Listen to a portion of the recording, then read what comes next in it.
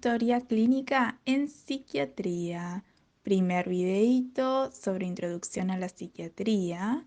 Los invito a seguirme en Instagram @sociomédicas y estudiando medicina juntos. La historia clínica. La historia clínica es un documento médico legal en donde se va a registrar toda la relación con el paciente y su enfermedad.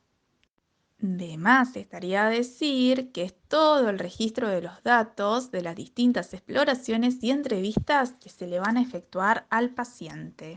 A modo de introducción, la historia clínica nace en una situación muy determinada que se suele denominar como medicina hipocrática, y es el proceso de la historia clínica que se abre en el momento en que el médico se encuentra con alguien que presenta o es presentado, ¿sí?, como un paciente padeciente de una enfermedad, aquel mal mencionado desde mi punto de vista, entre comillas, enfermo.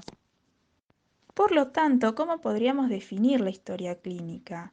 La definimos como aquel registro de los datos de las diversas exploraciones efectuadas al paciente, como pudimos ver anteriormente. Y también contiene información sobre el paciente que son obtenidas por diversas fuentes. ¿Qué significa esas? Que son otorgadas por los familiares o allegados. Y bueno, se considera que la historia clínica va a contener los elementos que van desde la anamnesis hasta los informes de las exploraciones del paciente, como es el diagnóstico, el pronóstico, el tratamiento, la evolución y finalmente la epicrisis. ¿Cuáles son los componentes de la historia clínica?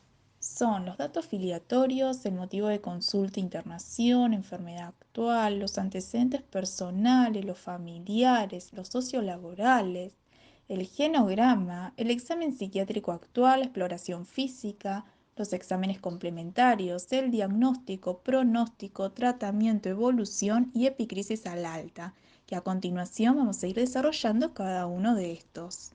Los datos filiatorios es la identificación de cada paciente, es todas aquellas características particulares que van a ayudar con la orientación en algunas patologías y muestran los recursos psicológicos.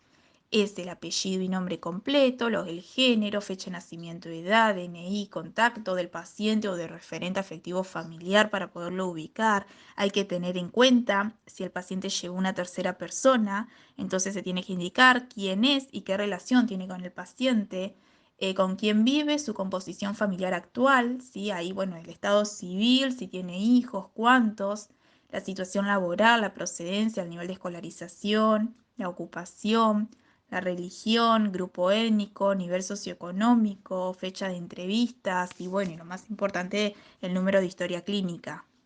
Y además también, bueno, cuántas hospitalizaciones tuvo, quién es su médico de cabecera. Hay un sinfín para los datos filiatorios, ¿sí?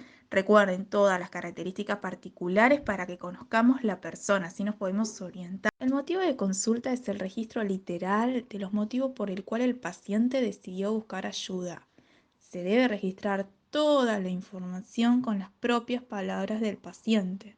Si el paciente menciona, estoy triste, no tengo ganas de hacer nada, quiero acariciar una gala, aunque un tren me pase por encima, o no sé, me trajo ella, yo estoy bien. De igual manera, se debe registrar absolutamente todo. Si refiere, es que no duermo por la noche, o estoy muy ansioso, estoy nervioso y no sé por qué, se registra todo y además se evalúa el riesgo inminente propio o hacia terceros y el criterio de internación. La historia de la enfermedad actual es útil para poder establecer un diagnóstico. Se va a comenzar con la descripción del episodio actual y se va a ir haciendo un recuento cronológico de la enfermedad, desde la primera aparición o síntomas, incluyendo así las remisiones y exacerbaciones. Por lo tanto, lo que hay que tener en cuenta es el momento de aparición de los primeros síntomas, la evolución, exacerbaciones, remisiones, interferencia en el funcionamiento global, los tratamientos realizados y los efectos adversos. Respecto a los antecedentes personales, además de los datos aportados anteriormente, es necesario conocer el detenimiento a la vida pasada del paciente, tanto en sus aspectos normales como los patológicos, y su relación con el actual problema emocional. Por lo tanto, los datos o la información que recabamos para sus antecedentes personales deben seguir un orden cronológico. Comenzamos indagando sobre embarazo, parto, lactancia y desarrollo psicomotor. Acá se va a describir los datos como infecciones o complicaciones obstétricas, la nutrición, el control perinatal, entre otros. Luego continuamos con la infancia, en donde se va a evaluar las conductas, los hábitos alimentarios, las características del sueño, las relaciones familiares o con otros niños, entre otros más. En adolescencia lo mismo, se deberá indagar sobre cómo es el desarrollo biológico y psicológico y social, si hubo síntomas depresivos, ideas de suicidio, consumo de alcohol o de drogas, cómo era la actividad sexual, o sea, si tuvo, si no. En la edad adulta, lo mismo, historia ocupacional, marital, educativa, la afiliación religiosa, los sistemas de valores, la situación económica. La historia sexual, en donde se debe preguntar al paciente cómo se informó de la sexualidad, si sufrió abuso sexual. También se van a examinar las áreas de disfunción sexual. En las mujeres se deberá evaluar, por ejemplo, la menarca, los embarazos, si usa o no métodos anticonceptivos, si hubo abortos, la menopausia. Luego los antecedentes de patología somática o psiquiátrica. Acá debemos informarnos sobre fechas, diagnósticos y tratamientos recibidos. Y por último, los antecedentes médicos, aquellas enfermedades de la niñez o enfermedades crónicas, si hubo o no cirugías, si hay historias de accidentes, traumatismos o intervenciones ortopédicas. Respecto a los antecedentes familiares, se suele utilizar un diagrama, un genograma, en donde va a quedar reflejados los datos del parentesco de los diferentes familiares, cómo es la composición familiar del paciente, las diferentes relaciones de parentescos. El objetivo es más que nada poder obtener una visión rápida y sintética de la familia en sí, en donde se va a describir el estado cultural, social, económico, las características de cada integrante, los miembros de influencia, el ambiente psicológico, los cambios y los eventos importantes, todo lo que es la historia de enfermedad psiquiátrica familiar, si hubo internaciones psiquiátricas o neurológicas, si hay alcoholismo o uso de sustancias ilegales, también si hubo suicidio y qué medicación se recibió, si alguien recibió. Esto se puede predecir de igual manera esta respuesta. En el examen del estado mental se van a incluir las exploraciones de los signos y síntomas, los rasgos de carácter y conductas del paciente. Lo vamos a comprender a través de la observación, en donde vamos a registrar toda la información referente a la apariencia del paciente, cómo está el nivel de conciencia, el comportamiento motor, los comportamientos no verbal, etc. Luego también con la conversación, que esta misma nos va a permitir poder obtener la información sobre la atención, la concentración, el lenguaje, la orientación, la memoria, el humor, etc. Y la exploración. Acá vamos a investigar las funciones psíquicas, como es la percepción, el pensamiento, etc. El examen psiquiátrico, ¿de qué consta? Bueno, consta de que nosotros podemos indagar en lo que es el aspecto, la actitud, la actividad, la conciencia, la afectividad, la orientación, la atención, la memoria, sensopercepción, lenguaje, pensamiento, ideación, imaginación, el juicio, la inteligencia, el sueño, la alimentación y la sexualidad del paciente. Todos estos datos son los componentes del examen psiquiátrico. Es indagar en las funciones psíquicas del paciente, las funciones superiores, las funciones básicas, las funciones fisiológicas, la prosopografía.